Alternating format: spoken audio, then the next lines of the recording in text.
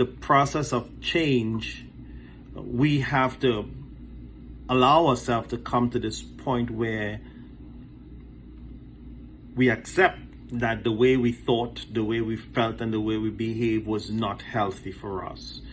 The people we engaged with, the associations we have, they didn't add value to our lives, because essentially we are creatures of habit. And if we grow up in dysfunctional homes and in dysfunctional environment, it's normal and natural for us to gravitate to dysfunction, because that is our comfort zone, right?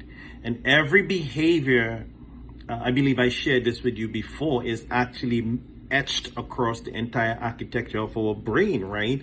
It's similar to a path that is beaten through a grass path, right?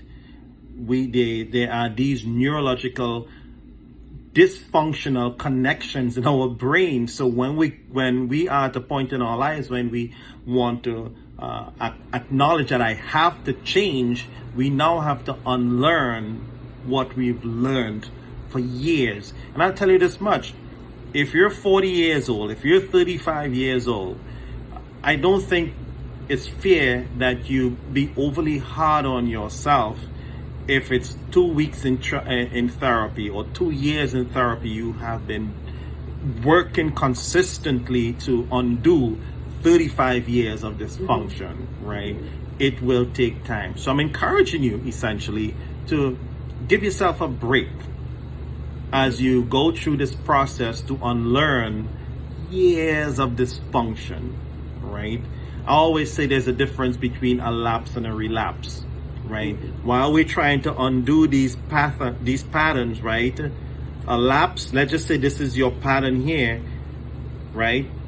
Now you want to go here, which is a new pattern. It's okay if you lapse and you come here. If you stay there, that's the relapse. The idea is to check yourself and go back to this new pathway that you're trying to develop. And I think the fundamental thing about change takes time. Give yourself that break. Allow yourself to mess up as much as you can, but I think the most important thing is to learn as you mess up.